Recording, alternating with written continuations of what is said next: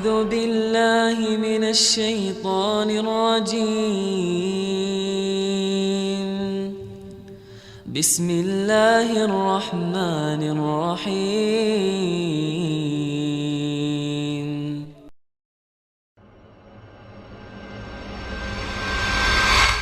السلام عليكم ورحمة الله وبركاته.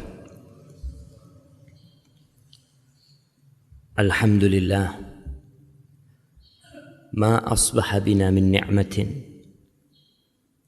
أو بأحد من خلقك فمنك وحدك لا شريك لك ولك الحمد ولك الشكر. Segala puji bagi Allah Jalla Jalaluh, yang tiada satu pun nikmat yang kita rasakan pada pagi hari ini atau dirasakan oleh siapapun dari makhluk ciptaan Allah, melainkan itu murni dari Allah Jalla Jalaluh. Maka baginya segala pujian dan segala syukur. Allahumma salli wa sallim ala nabiyyina Muhammad wa ala alihi wa ashabihi ajma'in. Ya Allah, semoga salawatmu, semoga salam, berkah dan nikmatmu senantiasa kau curahkan untuk hamba kekasihmu, untuk Nabi kita Muhammad sallallahu alaihi wasallam, dan untuk keluarga beliau, untuk istri-istri beliau, untuk anak cucu beliau, dan untuk seluruh sahabat Nabi radhiyallahu ta'ala anhum ajma'in. Amma ba'd. Ada sebuah nasihat yang disampaikan oleh salah seorang ulama. Dia mengatakan, ya ibna Adam, innama anta ayyam, idza dhahaba yawmun dhahaba ba'duka. Wahai anak Adam, engkau itu hanyalah kumpulan hari-hari. Manusia itu hanya kumpulan hari-hari. Kalau satu hari pergi, ketika mentari tenggelam di ufuk barat, maka sebagian dari dirimu telah pergi. Tinggal menanti, di mana pada suatu saat hari-hari milik kita tinggal sedikit. Dari yang mungkin ribuan hari milik kita. Barakallahu fikum. Akan tersisa 1 minggu. Dari 1 minggu akan tersisa 2 hari, 1 hari, dan kemudian selesai.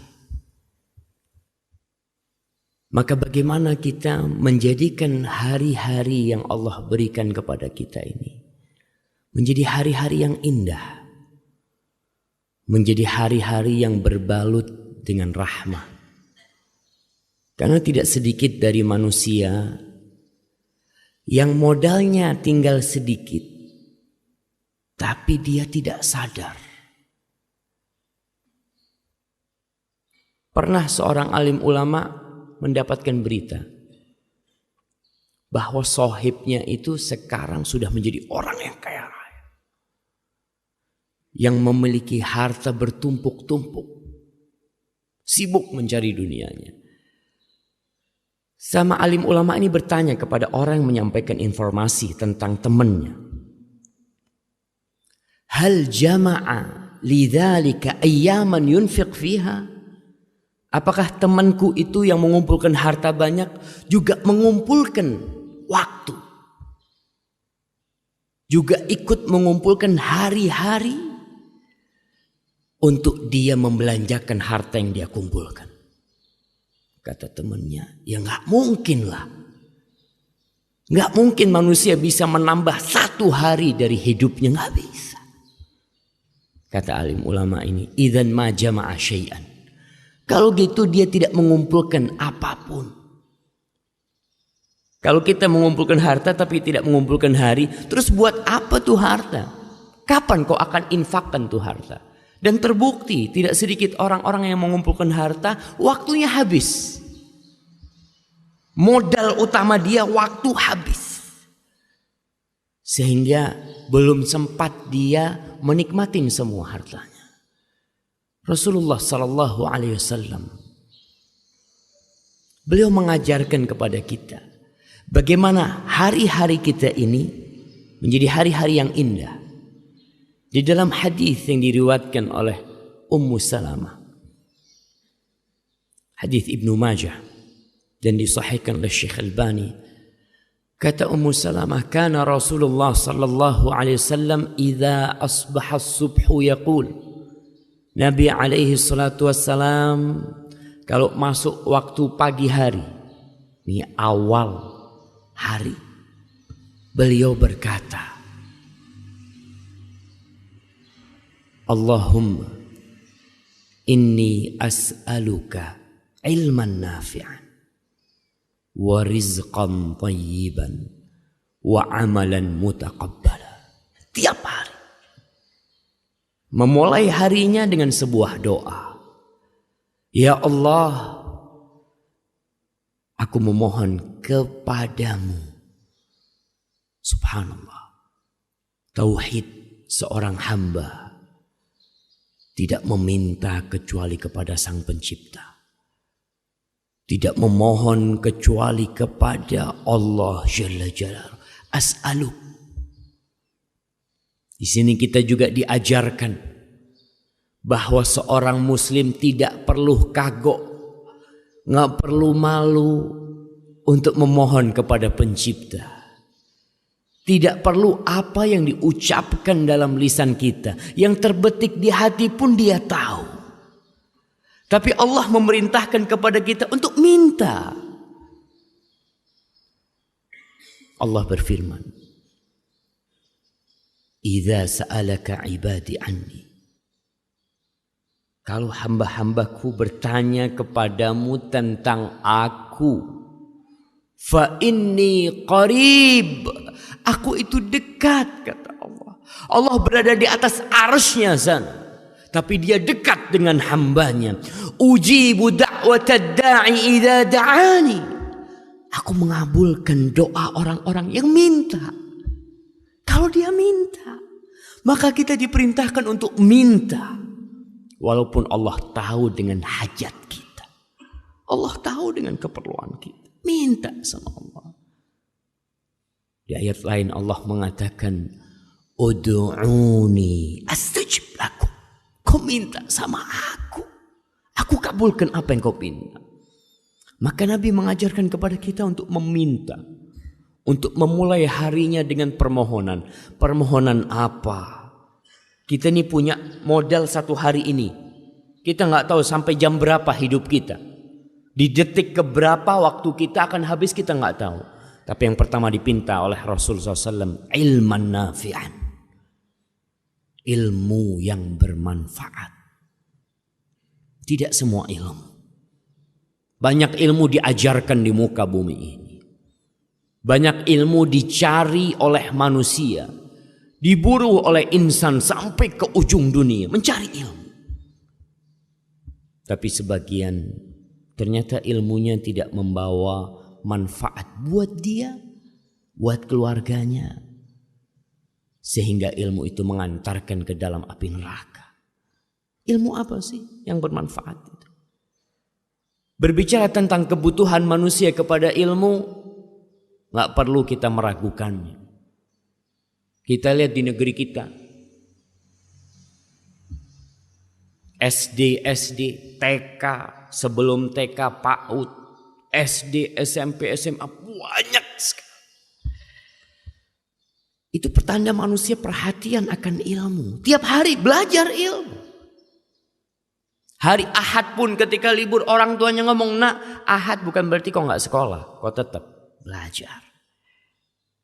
Karena kita butuh dengan ilmu.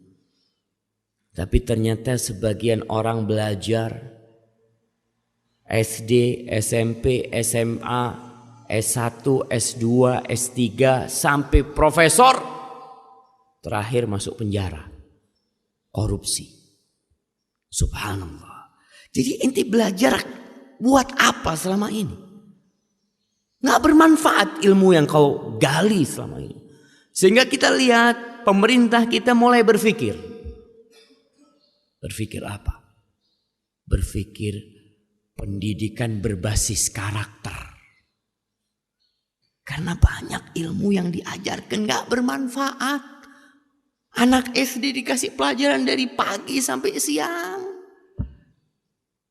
Kita nih yang pernah sekolah SD. Tanya ilmu apa yang bermanfaat waktu SD itu? Sebagian bermanfaat, tapi banyak yang hanya menghabiskan waktu kita tanpa manfaat. Nabi udah ngajarin, kau minta sama Allah ilman nafi'an, ilmu yang bermanfaat. Yang bermanfaat yang mana? Yang bermanfaat itu alladzi yurithul khasyah, yang membuat engkau takut kepada Allah. Ilmu yang bermanfaat yang membuat engkau berbakti kepada orang tuamu. Membuat engkau empati kepada tetanggamu. Membuat engkau berakhlak mulia, berkarakter yang baik. Membuat engkau menghormati yang lebih tua. Menyayangi yang lebih kecil. Membuat engkau tahu mana yang halal dan mana yang haram. Membuat engkau tahu mana kira-kira amalan yang diterima sama Allah dan mana amalan yang ditolak sama Allah. Ilmu nafi'an. Nabi alaihi salatu wassalam memulai permohonannya dengan ilmu. Sebelum yang kedua, sebelum yang ketiga. Karena dengan ilmu kita memang bisa tahu mana yang dibenci sama Allah dan mana yang disukai oleh Allah. Tidak sedikit di antara kita yang berbuat dosa sampai tua. Ketika tua dia sadar, ya Allah ternyata yang aku lakukan dosa selama ini. Ya iyalah. Kok nggak tahu? Nggak tahu. Kenapa nggak tahu? Ya, selama ini kita ini Islamnya keturunan. Orang tua kita Islam, kita Islam. Kita jarang belajar ilmu agama. Bahkan ilmu agama itu di SD hanya sampingan. Tidak diujikan di ujian nasional. Enggak. Kau enggak belajar pun yang penting ujian nasional lulus. Sehingga muncul manusia tidak berkarakter, tidak beragama. Ya karena itu. Ilmu agama kurang diperhatikan. Padahal itu ilmu yang bermanfaat. Sampai mati dapat manfaat. Nabi diperintahkan oleh Allah untuk meminta tambahan. Bukan harta. Bukan rumah, bukan kendaraan. Satu. Wa qul rabbi zidni ilman. Katakan Muhammad, Rabbi. Wahai Rabb yang menciptakan aku, yang menciptakan alam semesta ini. Zidni, tambahkan buat aku. Ilman, ilmu. Di ayat lain Allah berfirman, innama yakhshallaha min ibadihi al-ulama. Sesungguhnya yang takut kepada Allah dari hamba-hambanya cuma ulama, cuma orang yang ngerti sama Allah, yang tahu sama hukum-hukum Allah. Cuma itu. Ustaz, berarti ilmu-ilmu yang lain gimana Ustaz? Kedokteran, kimia, apa? Ilmu itu bermanfaat kalau dibalut dengan ilmu kepada Allah. Tetap dasarnya itu ilmu tentang Allah. Karena tidak sedikit orang yang menjadi profesor di kedokteran, apa dia bisa sholatnya benar? Karena dia belajar di kedokteran. Nggak bakal. Tetap dia harus belajar agama supaya dia tahu sholat yang benar itu gimana. Kemudian setelah itu beliau memohon rizqan thayyiban, rezeki, tidak sembarang rezeki. Bukan rezeki yang banyak, bukan rezeki yang luas, bukan mobil yang mewah, bukan rumah yang tingkat, bukan tanah yang berhektar-hektar, tapi yang diminta rizqan thayyiban, rezeki yang thayyib. Apa tuh rezeki yang thayyib? Rizki yang thayyib adalah rizki yang bermanfaat. Halal, bermanfaat buat kita. Rizki buat kita tuh bukan yang kita tumpuk di lemari kita. Bukan. Belum tentu rezeki kita. Tidak sedikit orang yang ditumpukan lemari besinya, anggaplah ada 1 miliar. Mati. Setelah pagi hari dia kumpulin duitnya, dia lihat, Masya Allah, 1 miliar sudah. Dia kunci. Jam 9 pagi, masuk rumah sakit, diperiksa sama dokter, mood, udah mati. Duit itu rezeki dia. Bukan. Punya anaknya bisa jadi. Atau punya orang lain bisa jadi. Maka yang diminta oleh seorang hamba, rizqan thayyiban, rezeki yang thayyib, yang bermanfaat buat tubuh kita. Tentunya yang halal pada awalnya, bermanfaat buat anak kita, bermanfaat buat keluarga kita. Bukan yang banyak cuma, tapi yang thayyib. Tentunya dengan ilmu tadi kita bisa memilah-milah mana yang thayyib dan mana yang tidak thayyib. Kita hidup di masa yang manusia tidak lagi perhatian. Amin halalin iktasab, apakah dari yang halal dia dapatkan, amin haramin. Jangan lagi mikir, yang penting dapat fulus. Sampai muncul pernyataan-pernyataan ustadz, yang haram aja susah, apalagi yang halal. Dari dulu yang haram itu susah. Dari dulu. Karena manusia secara fitrah ketika berbuat haram, melakukan atau mengambil rizki yang haram, nggak nyaman di hati dia. Ya sampai hari ini susah. Yang halal banyak. Tinggal kita mau nggak belajar, terus berusaha. Yang ketiga, yang dipinta sebagai modal dan bekal perjalanan hari kita ini, wa amalan mutaqabbala, amalan yang diterima. Sekali lagi, Nabi itu mengajarkan kepada kita kualitas, bukan kuantitas. Ilmu bukan ilmu yang banyak, rezeki bukan rezeki yang banyak, itu kuantitas semuanya. Kemudian amalan bukan amalan yang banyak, tapi amalan yang diterima. Dan itulah sebenarnya tujuan kita beramal, supaya diterima, bukan asal beramal. Muncul orang-orang yang mengatakan, sudahlah nggak usah bicara tentang sholat yang benar, sholatnya Nabi atau sholatnya siapa, yang penting sholat. Wong banyak orang yang tidak sholat, subhanallah. Bukan yang penting sholat, yang penting bagaimana sholat diterima sama Allah. Karena Allah berfirman, fawailun lil musallin, celaka ada orang-orang yang ruku sujud tahunan masuk neraka. Sholat. Jadi hati-hati kita, jangan cuma asal sholat. Amalan mutaqabbalah tuh yang diminta sama Rasul. Sholat yang diterima tuh yang kita inginkan. Siapa orang-orang yang sholat tapi masuk neraka? Kalau yang gak sholat jangan dipikirin. Ini yang sholat masuk neraka. Alladzina hum an salatihim sahun. Mereka adalah orang-orang yang sholat lalai sama sholatnya. Alladzina hum yura'un. Mereka sholat tapi riya. Sholat gak bakal diterima sholatmu kalau kau tidak mengharapkan ridha Allah Jalla Jalla. Di dalam hadis yang diriwayatkan oleh Imam Tabrani, dan hadis ini hasan, Nabi alaihissalatu wassalam bersabda, innar rajula la yusalli salata 60 sana. Ada orang, kata Nabi, yang sholat selama 60 tahun. Bisa dibayangin kalau dia baru mulai sholat umur 10 tahun, berarti umurnya 70 tahun. Sholat ruku sujud selama 60 tahun, walam tuqbal lahu shalah, satupun sholatnya tidak ada yang diterima, satupun sholat. Kenapa? Yutimmu ruku'ahu wala yutimmu sujudahu, yutimmu sujudahu wala yutimmu ruku'ahu. Sujudnya sempurna, rukuknya nggak sempurna. Rukuknya sempurna, sujudnya nggak sempurna. Ini yang namanya sholat asal-asalan.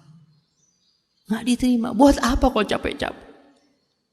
Nabi kita alaihissalam pernah duduk di Masjid Nabawi. Tahu-tahu ada sahabat masuk sholat. Setelah sholat datang kepada Nabi. Assalamualaikum ya Rasulullah. Apa kata Rasul sallallahu alaihi wasallam? Salli fa innaka lam tusalli. Kau sholat. Nih sholat sunnah nih. Dia masuk ke masjid mungkin. Kau sholat, sebenarnya kau itu belum sholat. Loh, tadi rukuk sujud ngapain tuh? Ternyata ada sholat yang tidak dicatat. Innaka lam tusalli. Kau belum sholat. Akhirnya sholat lagi orang. Sholat. Dilihat sama Nabi. Selesai sholat, assalamualaikum. Datang lagi ke Rasulullah SAW. Apa kata Nabi alaihissalam? Salli fa innaka lam tusalli. Sholat. Kau belum sholat. 2 kali. Akhirnya yang ketiga dia sholat. Assalamualaikum. Akhirnya dia datang lagi kepada Rasulullah SAW. Apa kata Rasulullah SAW? Salli fa innaka lam tusalli. Sampai 3 kali. Kau balik sholat, kau belum sholat. Wahai Rasulullah sallallahu alaihi wasallam, la uhsinu ghaira hadhih. Aku enggak bisa lagi sholat lebih baik dari yang tadi kau lihat. Sholatku paling baik sudah itu. Fa'allimni. Maka ajarin aku gimana sholat yang benar. Modalnya tetap ilman nafi'an. Orang kepingin sholatnya benar, kepingin ibadahnya benar, ilman nafi'an. Ilmu yang bermanfaat. Sehingga dia bisa tahu sholatku ini gimana yang benar. Karena ada orang hidup bersama Nabi, tapi sholatnya tidak benar. Apalagi kita yang jauh jaraknya dari Rasul SAW. Kalau kita nggak belajar, nggak ngaji tentang sholat, tentang puasa, tentang tauhid kita. Sekali lagi, kebanyakan umat Islam di Indonesia itu Islamnya keturunan. Sholatnya keturunan, puasanya keturunan. Bapaknya sholli, anaknya sholli. Bapaknya maling, anaknya maling. Ya udah. Maka amalan mutaqabbala kita pinta kepada Allah. Dan pada akhirnya Allah Jalla Jalaluhu menciptakan kematian dan kehidupan ini. Alladzi khalaqal mauta wal hayata liyabluwakum ayyukum ahsanu amala. Untuk menguji siapa di antara kalian yang paling baik amalannya. Bukan yang paling banyak. Tidak. Maka sekali lagi belajar. Kalau kita nggak mau belajar, bahkan menganggap ilmu agama sebagai sampingan, sebulan sekali datang ke pengajian, sisanya untuk dunia. Untuk akhiratmu ya kalau ada waktu Ustaz. Ana masyghul, banyak kerjaan, banyak syugulan. Ya gimana? Kerjaan tinggalkan. Ketika kita datang ke majelis ilmu, ingat kita datang menuju jalan-jalan surga. Oke, kita pulang dari sini nggak dapat fulus. Mungkin kita tutup toko kita. Sehingga orang berpikir rugi anak Ustaz. Nggak rugi. Nggak bakalan rugi tatkala kau keluar menutup tempat kerjamu menuju Allah Jalla Jalaluhu. Allah berjanji semua langkahmu akan diangkat menjadi 1 derajat buat engkau. Dihapuskan dosamu, kasih pahala. Hadza wallahu a'lam bishawab. Itu yang bisa kita kaji pada kesempatan kali ini. Jangan berlalu pagi hari kecuali kita mengatakan Allahumma inni as'aluka ilman nafi'an wa rizqan tayyiban wa amalan mutaqabbala. Wa sallallahu ala nabiyyina Muhammadin wa ala alihi wa sahbihi wa sallam. Wassalamu alaikum warahmatullahi wabarakatuh. أعوذ بالله من الشيطان الرجيم بسم الله الرحمن الرحيم